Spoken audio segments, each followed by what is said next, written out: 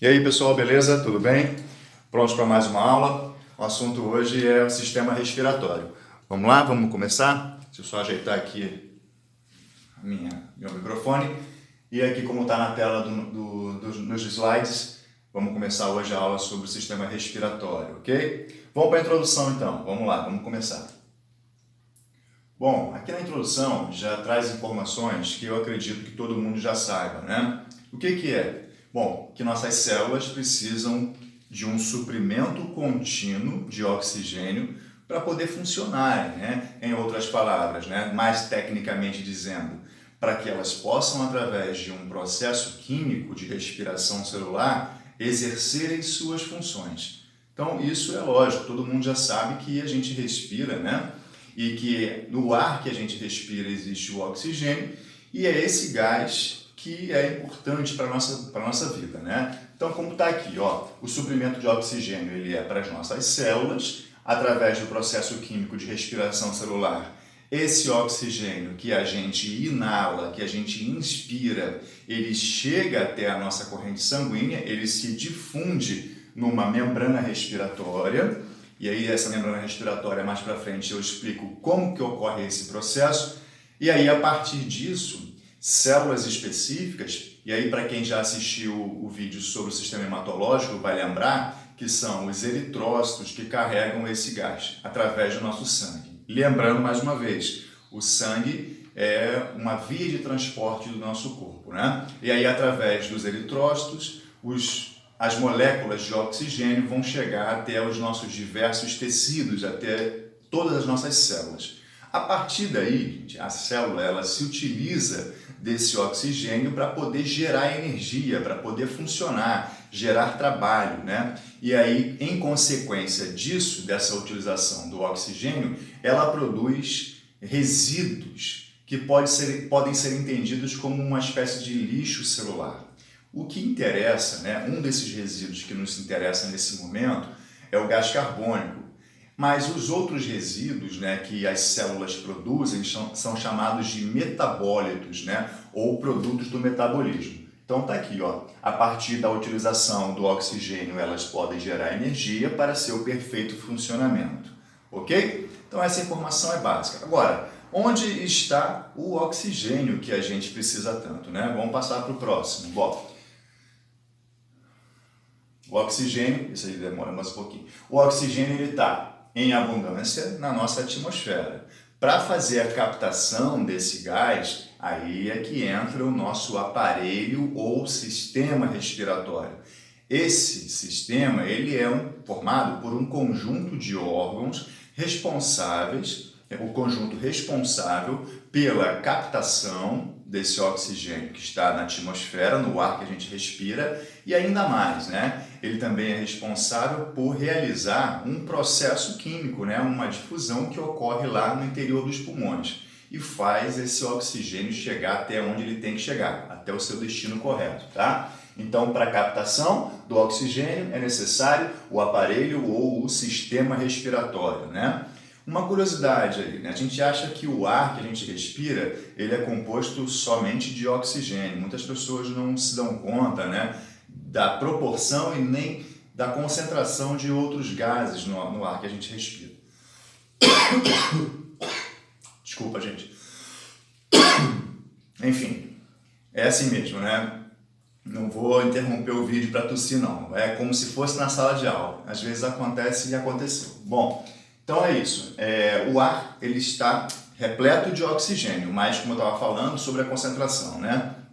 Há outros gases também no ar que a gente respira e por incrível que pareça, por mais estranho que pareça, a concentração de oxigênio no ar ela é mais baixa do que de outros gases, por exemplo. Então no ar que a gente respira existem principalmente dois gases, o oxigênio, obviamente, e o nitrogênio. E aí você se pergunta assim, qual é a concentração dos dois? É 21% para um deles e 79% para o outro. Aí você vai deduzir. Claro, o oxigênio então está em abundância, 79% e 21% do nitrogênio. Errado. É ao contrário. Por mais estranho que pareça, o gás mais abundante na atmosfera é o nitrogênio e não o oxigênio. Caraca, aí você para e pensa assim, ué, então a gente respira nitrogênio o tempo todo? Sim, lógico, não dá para separar, né? Não há nada que possa separar no nosso corpo, claro, esses gases, né? Na hora da respiração, né? E aí a gente acaba respirando nitrogênio. E o que acontece com esse gás? Nada, ele é um gás inerte, ele passa pelo nosso organismo sem causar efeito nenhum.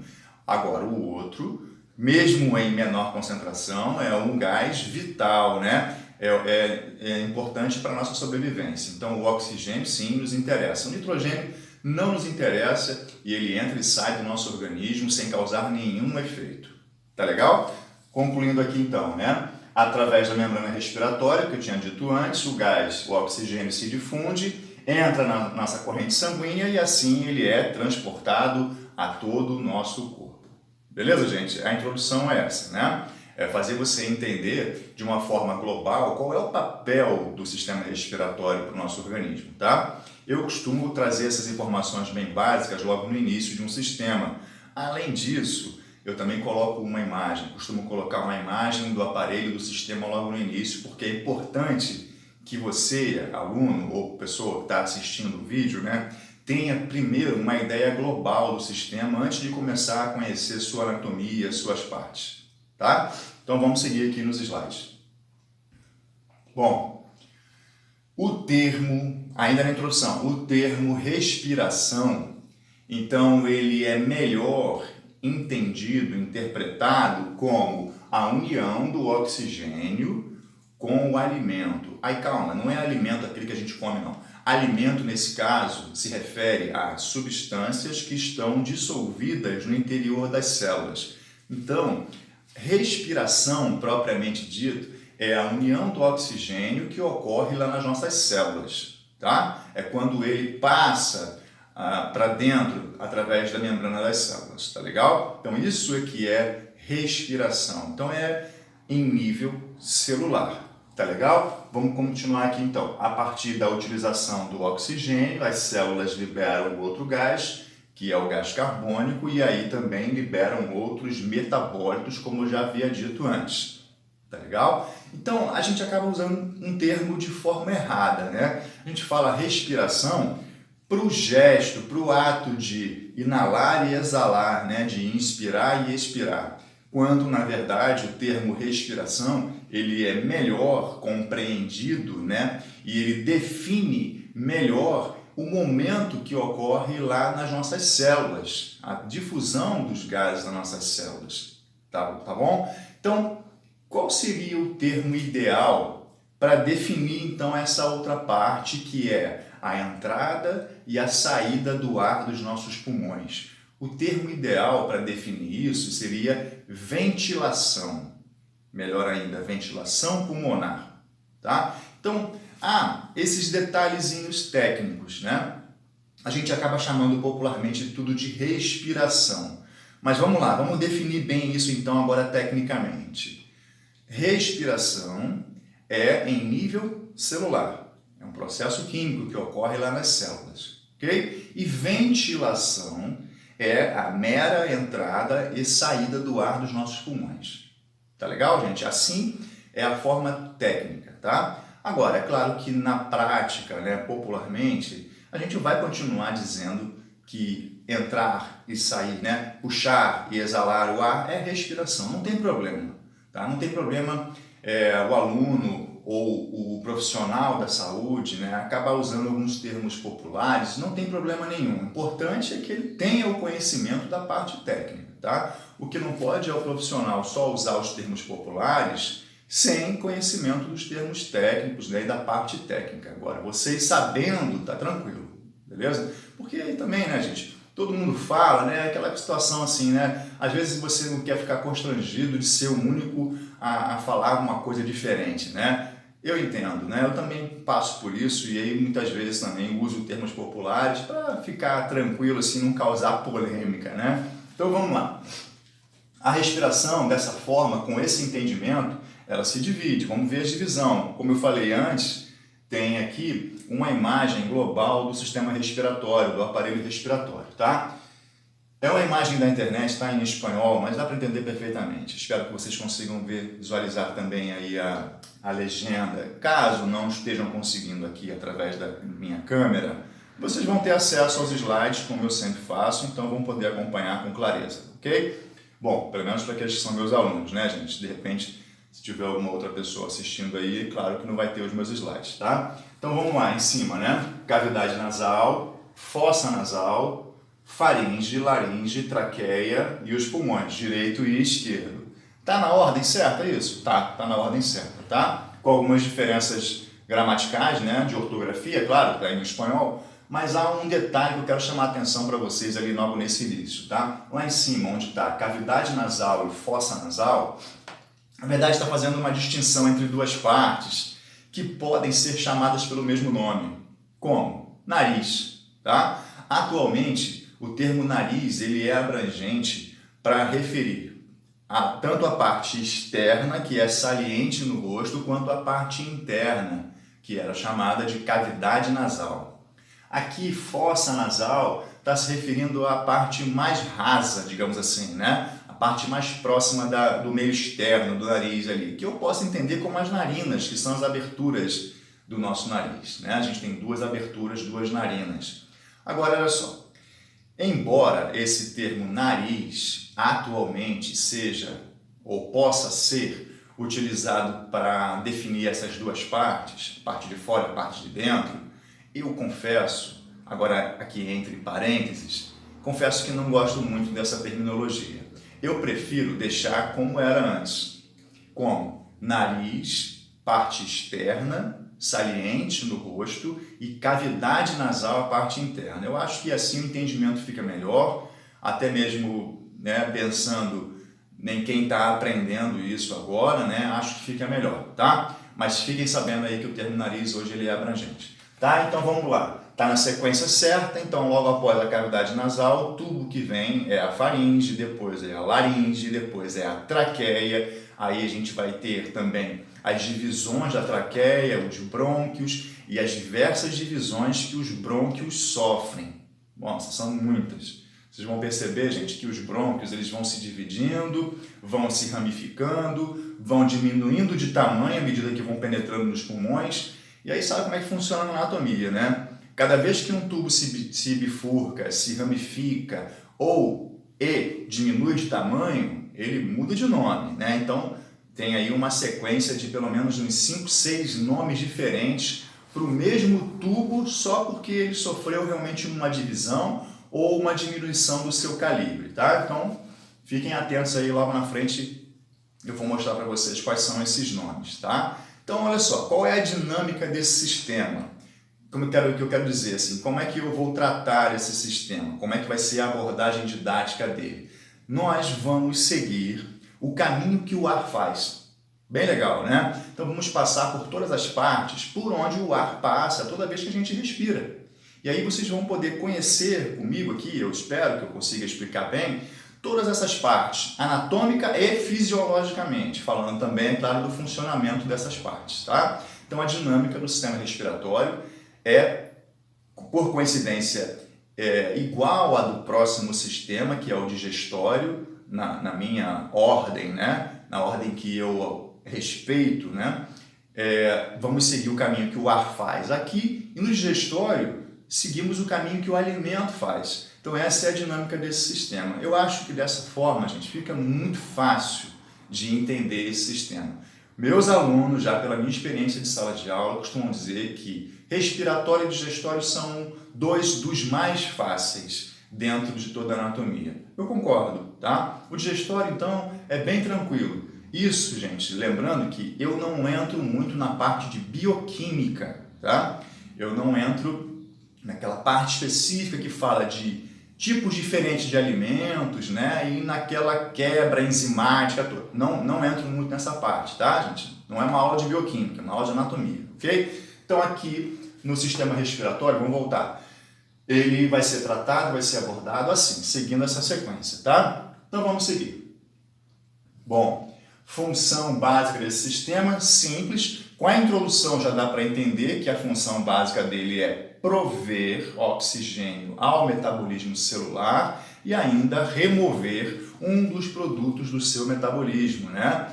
Que é uma espécie de lixo celular, que é o CO2, gás carbônico ou o dióxido de carbono, tá legal? Gás carbônico ou dióxido de carbono. Então, prover oxigênio e remover o gás carbônico, você pode resumir assim, é a função básica desse sistema. Agora, para que isso ocorra, é necessário um processo contínuo de renovação do ar no interior dos nossos pulmões. E isso já vimos que pode ser melhor compreendido como ventilação pulmonar. Beleza? Então, para que o sistema respiratório exerça sua função com eficiência, é necessário um processo contínuo chamado de ventilação pulmonar. A constante renovação do ar no interior dos nossos pulmões. Colocar o ar para dentro e para fora o tempo todo, como a gente é impelido a fazer, né, gente? A gente não escolhe respirar, né? Eu brinco às vezes na sala de aula e pergunto assim, a respiração é voluntária ou involuntária? E muitas pessoas acabam respondendo errado e dizem que é voluntária. Como assim? Ah, você respira a hora que você quer respirar? Claro que não. A gente pode inibir a respiração? Sim, podemos. A gente pode prender a respiração. Por quanto tempo? 1 minuto. Em média, pessoas comuns, sem nenhum treinamento, conseguem ficar 1 minuto sem respirar. Não muito mais do que isso. Com treinamento, podem passar dos 5 minutos. E aí pesquisem no Google aí qual é o recorde de apneia. Não me lembro bem agora, mas eu acho que é mais de 5 minutos, tá? Isso com um treinamento contínuo ao longo de muitos anos.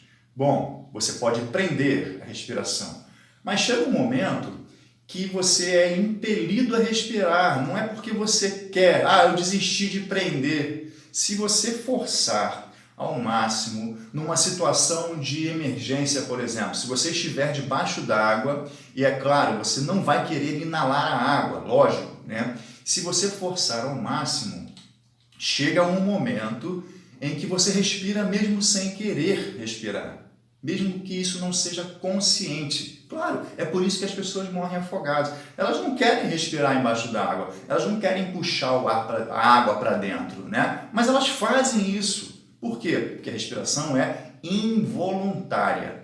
A gente consegue inibir o diafragma, que é o principal músculo desse processo, por alguns minutos, segundos talvez, né? Mas ele responde a estímulos involuntários do bulbo, aquela área do nosso encéfalo, para quem já viu o sistema nervoso antes. Tá legal? Então, ela é involuntária, mesmo podendo ser inibida por algum tempo. Senão, ninguém morreria afogado, né? Você pode, vou prender até a hora que eu puder respirar ar, né? Vou prender a respiração. Não é assim que acontece, tá? Uma outra brincadeirinha que eu faço é assim, ó. Ninguém pode se asfixiar sozinho. Tipo assim, vou me suicidar. E aí prende o nariz e a boca. Não vai conseguir, né, gente? É ridículo até fazer isso, mas é uma brincadeira, né? Ninguém consegue se asfixiar. Agora, alguém pode te asfixiar, né? Asfixiar você. Mas você mesmo não consegue simplesmente fechar a boca e tampar o nariz e falar, vou morrer, não aguento mais essa vida. Não dá, tá? Porque chega um momento em que você vai respirar mesmo que não queira. Beleza, gente? Então ela é involuntária, ok? Vamos seguindo aqui. Bom, a respiração pode ser dividida em externa e interna. Agora já ficou fácil entender isso, porque você sabe que interna é em nível celular e externa é em nível pulmonar. Maravilha, tranquilo isso, né? Muito fácil de entender. Interna em nível celular, externa em nível pulmonar, tá? Embora você possa chamar a externa de ventilação, mas tudo bem. Se quiser chamar de respiração, pelo menos faça essa divisão aqui. Tá legal? Vamos lá.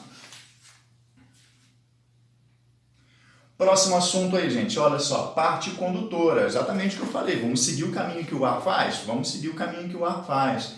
E esses tubos por onde o ar passa são chamados assim, parte condutora. Bom, pertinente o nome, né? Agora, o que não é pertinente em relação à terminologia e que até soa estranho é que essas mesmas partes condutoras são chamadas de espaços mortos. Opa, que estranho isso. Por que espaço morto? Por que chamar uma parte do tubo respiratório de espaço morto? Pensa aí, preciso de água, só um minuto.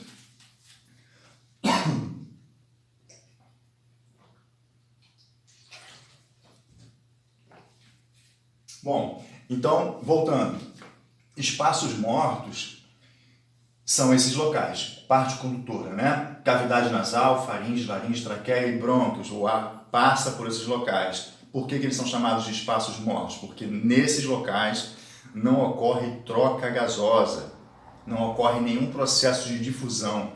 Esses locais são meras passagens para o ar, tá? Então, por essa razão, eles são chamados também de espaços mortos. Vamos conhecer, então, cada uma dessas partes, começando pela cavidade nasal, tá bom? Na sequência certinha como está aqui, tá?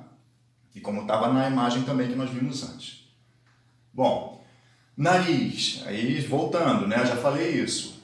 O termo se refere tanto à parte externa quanto à parte interna. As aberturas são chamadas de narinas, e aí a cavidade nasal e o nariz são divididos ao meio por um septo. O septo que divide o nariz em duas partes, ele é cartilaginoso, porém o septo que divide a cavidade nasal é ósseo, é uma lâmina óssea fininha, formada por dois ossos, o etimoide e o vômer. Tá? Então, a lâmina que separa a cavidade nasal é óssea, mas a lâmina que separa o nariz é cartilaginosa. Toda a parte externa, quase toda a parte externa, flexível, você consegue sentir bem isso, é cartilaginosa. Outro detalhe, na palpação, você consegue então saber o exato momento em que o nariz deixa de ser ósseo, aqui em cima, e passa a ser cartilaginoso, né? Tem uma transição aí que é perfeitamente palpável. Façam essa palpação aí em vocês, tá? As narinas, então, são as aberturas. No interior da cavidade nasal há conchas nasais e meatos nasais. Bom, quem já viu o sistema esquelético deve lembrar que existe um par de ossos chamado de conchas nasais inferiores. São eles que voltam a aparecer aqui. Além das inferiores, há também conchas nasais superiores. Aí, quem forma essas conchas é um outro osso, de novo, o etimoide, tá? Então, vamos ver com detalhes a cavidade nasal e o nariz. Primeiro, né, a parte externa, saliente no rosto, e aí aqui em cima, né, é chamado de raiz do nariz ou pau do nariz, tá? Aqui em cima, popularmente é o pau do nariz. O dorso, ápice é a ponta, as asas são cartilagens e as narinas são as duas aberturas. Então essa é a parte externa, né? Parte chamada popularmente de nariz, mas que tecnicamente também é assim que se chama. Bom, dentro, agora, passando para a cavidade nasal, como eu disse que eu prefiro chamar de cavidade nasal, toda a cavidade nasal ela tem um revestimento mucoso, uma membrana mucosa que secreta muco. Por isso que todo o interior é úmido, né? Você pode verificar isso a hora que você quiser, introduzindo seu dedo na narina. Você vai perceber que é molhadinho lá dentro, tá? Então esse revestimento interno, ele é mucoso e aí é claro que secreta muco, tá legal? Bom, o nariz é formado, pela união de ossos e cartilagens. Eu não vou voltar em ossos agora no sistema respiratório, porque foi um sistema lá atrás, né, da parte locomotora, mas só para ilustrar, vamos ver quais são esses ossos que formam o nariz. São muitos, a gente até perde a noção. Bom, olha só. Primeiro vamos conhecer aqui a parte interna, né? A cavidade nasal, então, aqui é uma cabeça num corte sagital, e o resultado desse corte são duas partes, direita e esquerda. A gente está olhando então para a parte direita, tá? Já que está de frente para mim aqui, tá? Então vamos lá, aqui ó, essa coloração avermelhada, ela se dá por causa da membrana mucosa que secreta muco. As entradas são as narinas, onde estão as vibríceas, que são os pelinhos, e aí você vê aqui ó, saliências, proeminências, que são as conchas nasais, e espaços entre as conchas, que são os meatos nasais. Tá legal? Por que o nariz, ou que a cavidade nasal, ela não é lisa, reta? Para que precisa dessas conchas e desses meatos. De novo, as conchas são as saliências e os meatos nasais são os espaços entre as saliências. Para que essa configuração interna? Vocês vão ver que faz toda a diferença nas funções do nariz, nas funções que ele exerce, tá? É necessário realmente ter essa configuração aqui. Aqui na parte posterior da cavidade nasal já começa o próximo tubo que vai ser estudado na sequência, que é a faringe, com F, tá? Faringe. O céu da boca, parte óssea e parte muscular, cavidade oral aqui, a língua, né? Só para ilustrar, tá? E aqui em cima a cavidade craniana com o encéfalo, ok? Cavidade medular aqui atrás, cavidade espinhal com a medula óssea. Desculpa, com a medula espinhal, perdão. Beleza, gente? Então aí essa é a configuração interna da cavidade nasal. Vamos para a parte externa agora, né? Ossos e cartilagens. A parte que está em azul, aqui amarelinho, são cartilagens e aqui a parte em bege é a parte óssea, né? Mas a gente acha que o nariz só é formado aqui pelos ossos nasais, né? A gente associa diretamente os ossos nasais ao nariz pelo nome nasal, né? Mas não são só esses dois ossos que formam o nariz, são muitos outros. Aqui tem uma lista com eles, deixa eu ver se eu deixei. Bom, a parte externa são realmente os ossos nasais, os maxilares e o osso frontal. E a parte interna tem bem mais, ó, frontal, etimoide, esfenoide, vômero, palatino e os maxilares. O que a gente às vezes esquece é o caráter tridimensional da nossa cabeça. Então a gente esquece que tem a parte de trás, a parte de cima, a parte de baixo do nariz, né? Não só a parte da frente. Então, por causa dessa tridimensionalidade, existem diversos ossos formando o nariz em todos os seus lados. Por isso que entram ossos que a gente nem imaginava.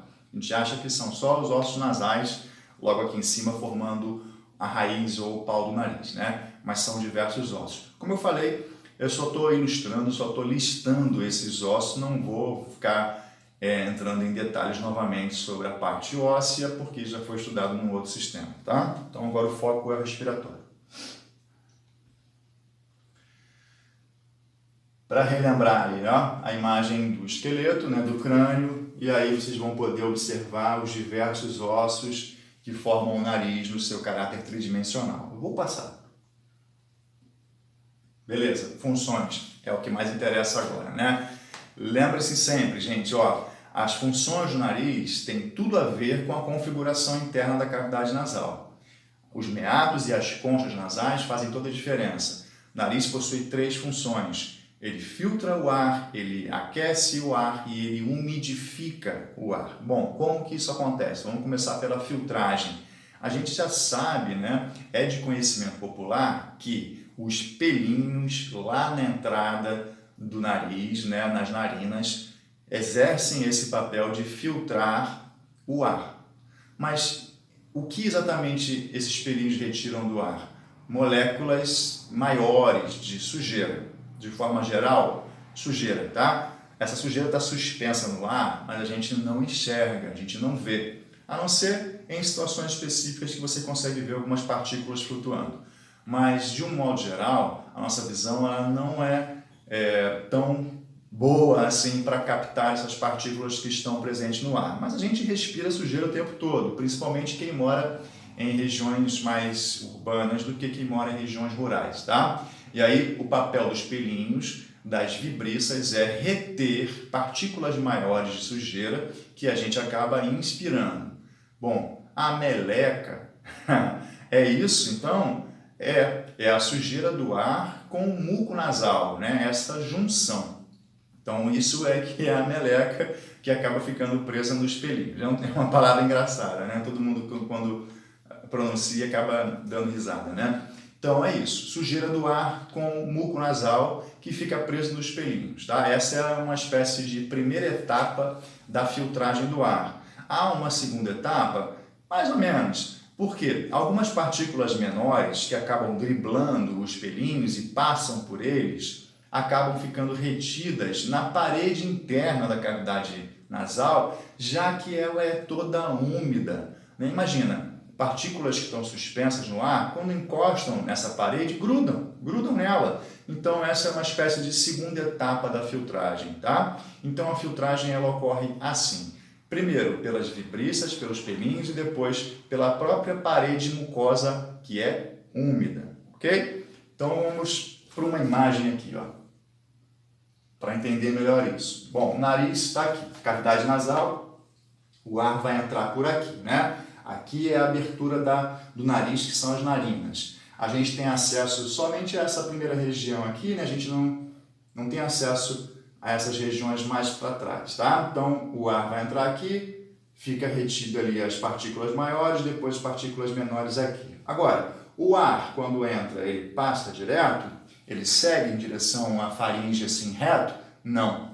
Por quê? Porque o nariz tem conchas nasais e meatos nasais. Então, o que isso influencia na passagem do ar? O ar, quando se depara com as conchas e com os meatos, ele gira, ele é obrigado a girar algumas vezes ali. Isso é chamado de turbilhão de ar. Então, o ar, ele é obrigado a girar. Ocorre, então, um turbilhão, uma espécie de turbilhão, para fazer o ar girar ali dentro, e aí, dessa forma, ele é aquecido e umidificado, já que está em contato direto com uma membrana mucosa que secreta úmido, tudo molhado lá dentro, né? Então, dessa forma, o nariz consegue exercer as suas funções, tá? Então, ele umidifica e ele aquece o ar toda vez que esse turbilhão ocorre. Caramba, mas eu não percebo esse turbilhão. Não percebe. A gente não percebe esse turbilhão, ele ocorre rapidamente e a gente acaba não percebendo. Mas lembrando, então o nariz exerce 3 importantes funções: filtragem, aquecimento e umidificação. Bom, filtrar é fácil entender por quê, para a gente poder respirar um ar melhor, né? Mas mesmo assim, mesmo sendo filtrado, alguma sujeira ainda consegue passar? Claro que consegue. E é por isso que os nossos pulmões, eles mudam de coloração ao longo da nossa vida, né? De um tom rosa, rosado, e para um tom cinza azulado. É isso que ocorre no decorrer da nossa vida por causa das partículas de sujeira que acabam chegando até eles, beleza? O ar precisa ser aquecido e umidificado para facilitar a sua passagem por um longo tubo, né? Esses canais por onde o ar passa são muito extensos até chegar lá nos pulmões.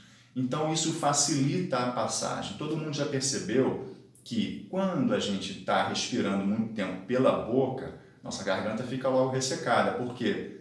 Ele não está sendo devidamente aquecido nem umidificado. E é isso que faz com que a gente sinta esse ressecamento. Dá para perceber claramente, tá? Então é isso, gente. O nariz possui essas funções. Dei uma olhada aí agora com calma nessa imagem. Analisem aí com calma os meatos e as conchas nasais e tentem imaginar o turbilhão de ar acontecendo para que ele possa exercer suas funções, tá?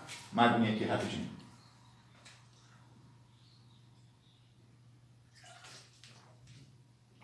Maravilha. Aqui em cima, em amarelo, escolhi essa imagem de propósito, está o nervo olfatório. Ele é responsável pela captação dos estímulos olfatórios, né? E isso é assunto do sistema nervoso, tá? Mas deixei aqui ele de propósito. Aqui são as terminações nervosas do nervo e eles captam os cheiros, né? São responsáveis pelo nosso olfato.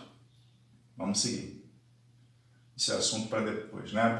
Pro sistema nervoso.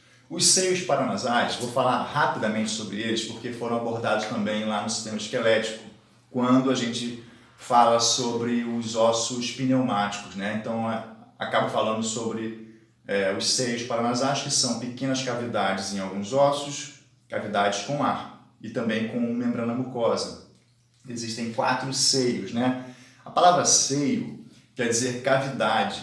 É até por isso que nas mulheres, né, não se deve mais usar o termo seio para se referir ao peito, né?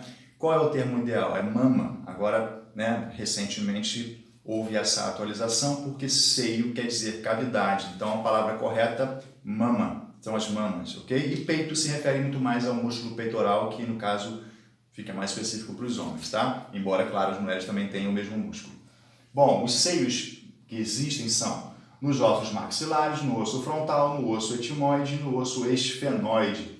Então fica assim os nomes: seios maxilares, seio frontal, seio etimoidal e seio esfenoidal. Para que eles servem? Eles servem para, primeiro, tornar esses ossos mais leves, tendo em vista que todos estão localizados na cabeça. Fornecer muco para a cavidade nasal, tendo em vista que todas essas cavidades têm ligação com a cavidade nasal. Também são revestidas por membrana mucosa, então tem muco lá também. E por último, no processo de produção de sons, esses seios funcionam como uma espécie de câmara de ressonância, nos ajudam a projetar a nossa voz, amplificam a nossa voz, porque há praticamente um eco na nossa cabeça que amplifica a nossa voz no processo de produção de sons e também no processo de articulação de palavras, tá? Então serve como câmara de ressonância, beleza? É fácil, gente. Se você quiser fazer um teste, coloca as mãos aqui, ó, nos ossos maxilares ou no zigomático, próximo do nariz, e produz um som grave, assim, por exemplo. Você vai perceber com a palpação, com o toque, que existe uma vibração forte ali nessa hora. E isso é justamente por causa dos seios paranasais, tá? Então o som vai ecoar nesses espaços. Aqui a imagem deles, dos seios. Vocês vão poder olhar com detalhe aí no slide, quando receberem os slides. Mais uma vez, mostrando o frontal, os maxilares, e aqui no meio embolado, assim, o etimoidal e o esfenoidal. Beleza. Vamos para o próximo assunto, que é a faringe. Esse tubo que se inicia logo atrás da cavidade nasal e que se estende até o esôfago. Ele faz a ligação, então, entre nariz, boca e o tubo que vai para o estômago, que é o esôfago, passando ainda por trás da laringe.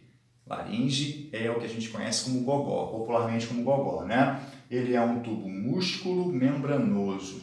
Fácil entender isso, né? Músculo membranoso. Tem músculo, tem membrana. A membrana é um revestimento interno e a camada muscular é a outra camada intermediária desse tubo, né? Que muitas vezes tem poder de contração e que ajuda no processo de engolir, tá?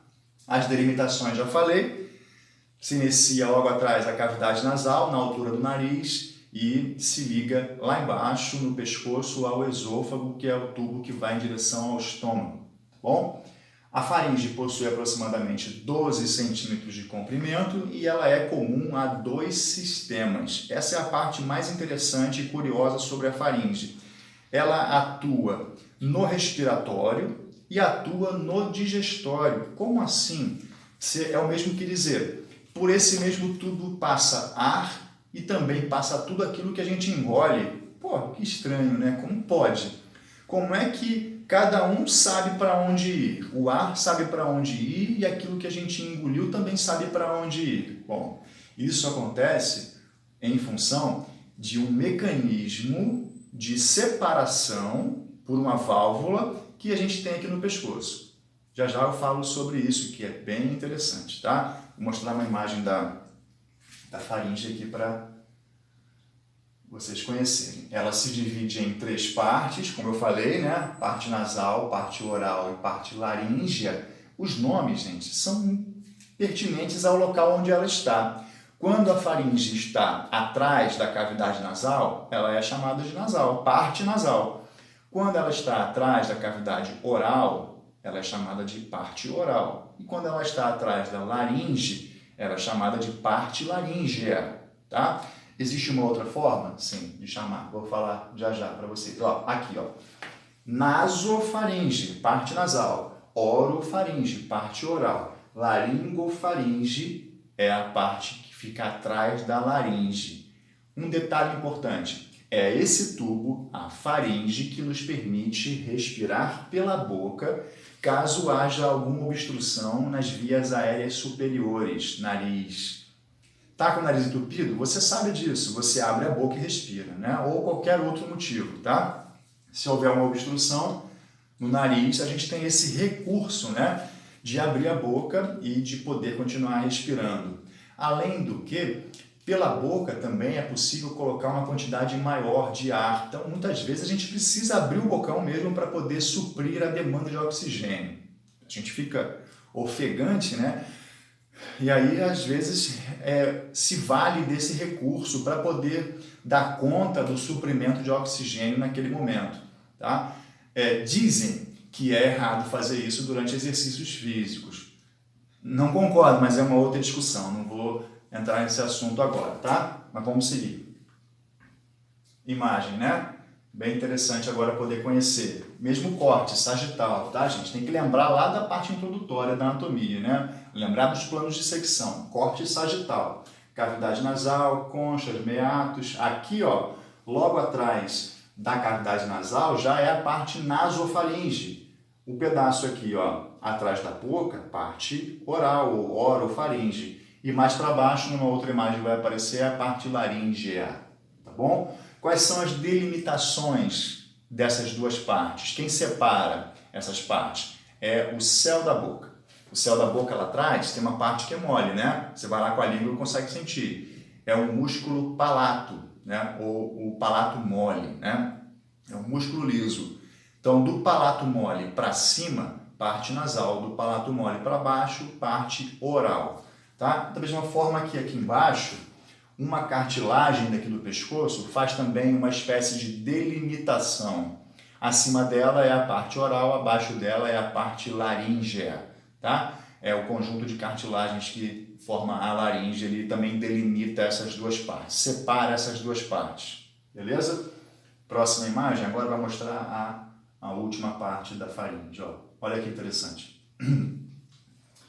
Parte nasal, parte oral e, olha aqui, ó, parte laríngea. Para entender bem a parte laríngea, a última parte, é simples. Se você fizer a palpação aqui do seu pescoço, o gogó, você vai sentir que é duro, né? É um conjunto de cartilagens.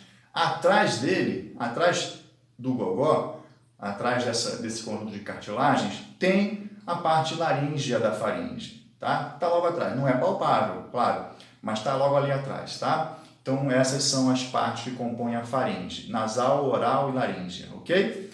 Bem simples, né? Observem bem essa imagem aí, tá, gente?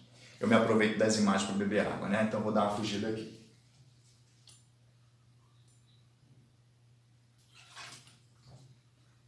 Engraçado que em sala de aula eu faço a mesma coisa. Enquanto deixo a imagem no quadro, vou lá dar uma fugidinha para beber água. Vamos agora para o próximo, laringe. Só muda uma letra, né, gente? Então, muita atenção aí para não confundir a faringe com a laringe. A laringe está situada na parte anterior do pescoço e também na parte superior dele. Então, é antero-superior do pescoço, na frente e em cima, tá? Ela é formada por um conjunto de cartilagens, vamos ver quais são e quantas são, e ela é chamada de caixa de voz, porque é o local onde estão as pregas vocais. Como assim prega, não é corda? Corda é termo popular, o termo técnico é prega vocal, tá? O osso hioide, ele está localizado na parte superior da laringe, e ele fica repousado realmente em cima da laringe, e ele serve como um ponto de fixação para a língua. Já falei isso lá atrás no sistema esquelético, bom? A laringe possui, então, 9 cartilagens. 9.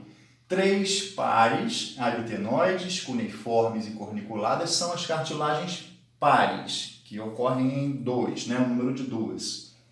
As cartilagens que são ímpares são cricoide, tireoide e epiglote. As ímpares são mais importantes, tá? Exercem algumas funções, mesmo que seja só na palpação, tá? Então, a atenção maior tem que ser dada às ímpares, principalmente a epiglote. Marca aí, coloca aí então um asterisco na epiglote e alguma atenção também para a tireoide e um pouco menos para a cricoide, tá? A epiglote é a mais importante, vocês vão entender por quê.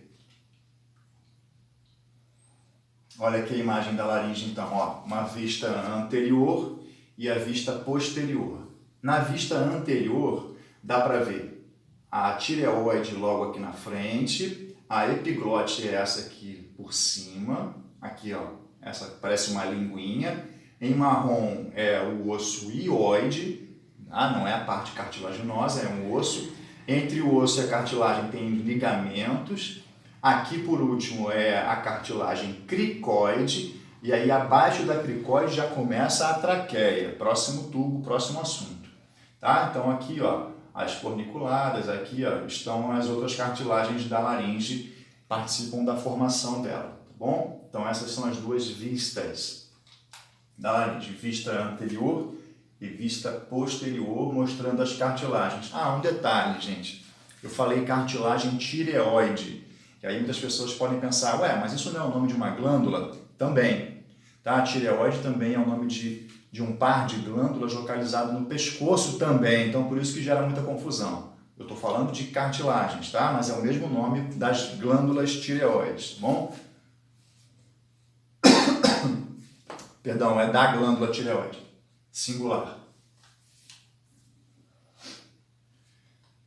Olha aí, então, vamos analisar a cartilagem tireoide, aquelas que têm um pouco mais de importância, né? Essa é a maior cartilagem da laringe, ela é formada por duas lâminas que se fundiram e ela compõe esse ângulo anterior do nosso pescoço, conhecido popularmente como pomo de Adão. Pomo, P-O-M-O, pomo de Adão. Adão, personagem bíblico, né? Nome técnico e correto, melhor, para o pomo de Adão é proeminência laríngea. Está aqui, ó, é o ângulo anterior no nosso pescoço. E nota-se que ele é diferente entre homens e mulheres. Como assim? Ele é mais proeminente em homens, de um modo geral, tá? E menos proeminente em mulheres. E o que isso interfere? O que isso muda de um gênero para o outro? Homens costumam ter vozes mais graves e mulheres costumam ter a voz mais aguda, tá? Essa é a interferência aí do ângulo da cartilagem tireoide. Interfere significativamente nas pregas vocais, deixando a voz mais grave ou mais aguda. Claro que isso não é regra, todo mundo já viu mulher com voz grossa e homem com voz fina, mas de um modo geral é assim que ocorre, tá bom? Por isso que em homens é diferente do que nas mulheres, tá? Então lembrando, ó, proeminência laríngea é o termo técnico, popular, pomo de Adão. Deixa eu explicar rapidinho o que é essa expressão pomo de Adão. Ela é conhecida como um epônimo. O que é um epônimo? É quando há uma estrutura do corpo humano com o nome de alguém, mesmo que esse alguém seja um personagem. Nesse caso, Adão, personagem bíblico. Quer ver um outro exemplo de um personagem? O tendão lá na parte do nosso tornozelo era chamado de tendão de Aquiles, personagem da mitologia, se não me engano, mitologia romana, sei lá, ou grega, não tenho certeza. Mas Aquiles era um personagem, né? Então, epônimo é quando há uma estrutura do corpo humano com o nome de alguém. Não é mais tão correto usar epônimos na anatomia, eles estão caindo em desuso, estão sendo substituídos por termos mais pertinentes. Porque, na verdade, o epônimo ele não faz referência nenhuma à estrutura anatômica, e sim à pessoa, né? Então, por isso que eles têm sido substituídos, tá? Se quiserem pesquisar aí, epônimos na internet, coloca no Google aí para ver. Agora vamos para a mais importante, gente. Preciso de vocês aí, máxima atenção para a cartilagem epiglote. Primeiro, onde ela está localizada? Na laringe, né? E ela tem a importante função de separar o que é alimento, mesmo sendo líquido ou sólido, não importa, do ar. Como assim ela separa? Ela está localizada na parte superior da laringe. Na imagem que eu mostrei agora há pouco, ela estava levantada, estava aberta, né? Mas ela fecha, ela funciona como se fosse uma tampa, como se ela tivesse uma dobradiça. E aí, como que ocorre esse movimento da epiglote? Toda vez que a gente engole, a cartilagem epiglote ela desce, ela se fecha e ela bloqueia a entrada da laringe e a traqueia. Então ela bloqueia a glote, né, que é essa abertura. Por isso ela é chamada de epiglote, ou seja, acima da glote, localizada acima da glote. Então a cartilagem epiglote funciona como uma tampa, como se tivesse uma dobradiça de porta, abrindo e fechando, controlando a passagem do ar e impedindo que o alimento entre nas vias respiratórias, laringe, traqueia, brônquios, pulmão. Bom, então toda vez que a gente engole, reparem bem, a respiração é inibida. A gente não consegue respirar ao mesmo tempo que engole. Façam a experiência aí agora de deglutir. Ó, você percebe que você parou de respirar durante aqueles poucos segundos, né? Então, é isso que a epiglote faz. Esse é o importante trabalho dessa cartilagem. Tamponar, fechar a glote e impedir que qualquer coisa diferente de ar entre na laringe e na traqueia. Pô, mas ela falha? Claro, senão a gente não teria nenhum engasgo, né? A gente engasga e aí quando isso ocorre, quando ocorre uma falha na epiglote, a gente tem um outro mecanismo de defesa que é a tosse. Sempre num engasgo ocorre involuntariamente a tosse, né? A tosse é um mecanismo de defesa que funciona para tirar aquilo que caiu no lugar errado, digamos assim, né? Um grão de arroz, algo que não é ar, entrou ali na sua laringe e aí automaticamente você vai tossir, e aí você vai colocar o ar para fora e esse ar que sai com grande força acaba carregando, levando aquilo que entrou no lugar errado. Bom? Então é um mecanismo de defesa, né? Tanto a tosse quanto esse abre e fecha aí da epiglote são mecanismos de defesa, controle na passagem, tendo em vista que a faringe ela é comum aos dois sistemas, como eu falei agora há pouco, ao respiratório e ao digestório, tá? Então, pelo mesmo local, numa parte da faringe, passa ar e também passa tudo aquilo que a gente engole. Beleza, gente? Essa é a importância da cartilagem epiglote, tá? Quase que não sai a palavra. Beleza? Então ela nos protege. Coloquei aqui, ó, o último tópico, ó, proteção. Ela nos protege contra engasgos e asfixia, né? Porque, claro, algo que não é ar, se entra numa via respiratória, pode bloquear a passagem do ar e você pode ser asfixiado. Você pode causar asfixia. Legal, né? Olha aqui a imagem dela. Ó. É essa tampinha que está para cima. Enquanto estamos respirando, ela está aberta, levantada, permitindo a livre passagem do ar. Na deglutição é que ela vai se fechar e não vai deixar nada que a gente engoliu entrar na via respiratória. Mó barato isso, né? Partindo então aqui para uma vista superior da glote. Olha, essa abertura, esse diâmetro é da glote, né? Da parte superior da laringe. Em branco estão as pregas vocais, aqui aberta, aqui fechada e aqui a epiglote levantada, aberta, tá? Vista superior da glote, mostrando as pregas vocais e a movimentação que elas fazem durante o processo de produção de sons. E a epiglote aberta, claro, sempre que a gente estiver respirando, ela tem que estar aberta. Produção de sons, é bem interessante isso, né? Como que ocorre a produção de som? É simples, quando o ar é expulso dos pulmões, passa, né, no sentido inverso, lá pelas partes condutoras, passa pela laringe, pelas pregas vocais e faz com que as pregas vocais vibrem. É isso que é produzir som, tá? É quando você expulsa o ar dos pulmões, fazendo vibrar as pregas vocais que estão lá na laringe, aqui, ó, no pescoço. Produzir som é isso, tá? Animais produzem sons, mas seres humanos são capazes de mais do que isso, né? Nós somos capazes de articular palavras, né? Nós somos capazes de verbalizar. E isso é um outro processo chamado de fonação. Beleza, a linguagem, então, é a articulação de palavras, processo conhecido como fonação. Aí você vai falar assim, Pô, professor, peraí, mas tem animais que também falam. Eu sei. Tem papagaios, araras, calopsitas, tem algumas aves que conseguem articular palavras. Sim, isso é fato. Mas elas não têm raciocínio, né? Elas só repetem o que escutam com mais frequência, tá? Então é isso. Produção de sons, qualquer animal é capaz de produzir sons, né? E aí cada um tem o seu som característico, mas fonação, quase que exclusivamente os seres humanos são os únicos capazes de realizar esse processo de articulação de palavras, tá? Quais são os elementos que compõem aí, ó? Os componentes. Os componentes geradores de som são os pulmões, claro, precisam expulsar o ar dentro deles. As pregas vocais precisam vibrar, né? A laringe, que é o local onde ela está, as pregas estão, então por isso que o ar passa por ela. A faringe, claro que é na sequência, e a boca entra ali. Agora, na boca, a gente tem que lembrar que existem várias estruturas que participam do processo de fonação, agora articulação de palavras. Olha só, é simples.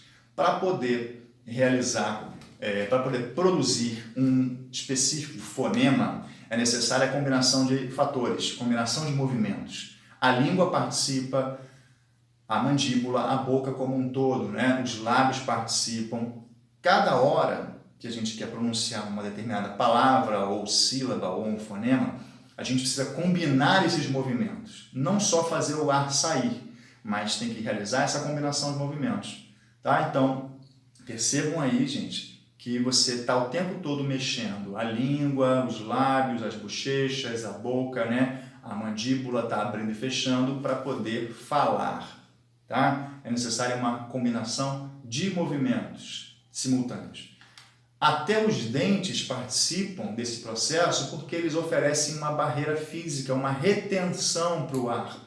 É simples, é até engraçado. Conversar com alguém que não tem os dentes da frente, você vai perceber que a pessoa fala soprando, né? O ar escapa com mais facilidade. É como se ela não tivesse o controle total do ar que está saindo pela sua boca. Acaba soprando, às vezes, em algumas palavras, tá? Então, os dentes também participam retendo, ajudando a reter o ar, controlando a saída dele, beleza? Então, esse é um processo conhecido como fonação, diferente de produção de sons. Como eu falei, animais produzem sons, mas não falam, né? A maioria deles.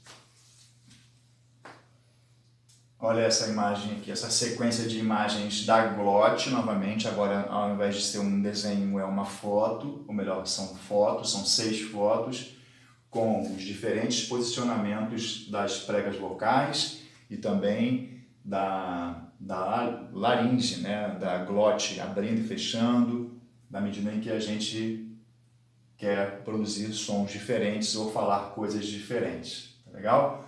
Observem essa imagem aí.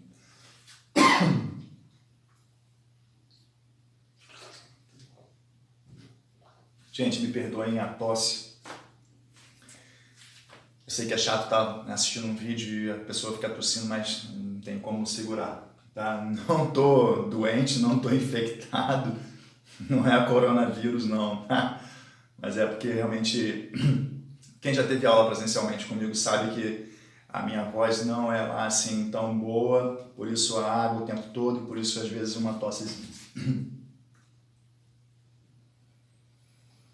Vamos seguindo aí. Traqueia, na sequência, né? Traqueia é aquele tubo que vem logo abaixo da laringe. Ela é chamada tubo de vento, é também um espaço morto, um local por onde o ar somente passa, mesmo tamanho da faringe, 12 centímetros, só que tem uma diferença marcante na traqueia. A traqueia ela possui semi-anéis de cartilagem. Lembra aquele tubo de passar fio numa construção? Conduíte? Então, a traqueia tem essa aparência, ela parece um conduíte, só que no conduíte o anel é fechado, né? Aqueles gominhos, né, são fechados. Já na traqueia são semi-anéis, os anéis não se fecham, tá? Eles são fechados posteriormente por um músculo, então por isso que são chamados de semi-anéis. Eles estão na parte anterior, principalmente da traqueia, e esses semi-anéis funcionam para manter a traqueia sempre aberta. Essa é a grande diferença e característica da traqueia. É um tubo que jamais vai estar colabado, fechado, ocluído. A traqueia está sempre armada, sempre aberta, como uma artéria também, né? E essa característica tem total relação com os semianéis. De acordo com as variações de tamanho da traqueia, ela pode ter de 16 a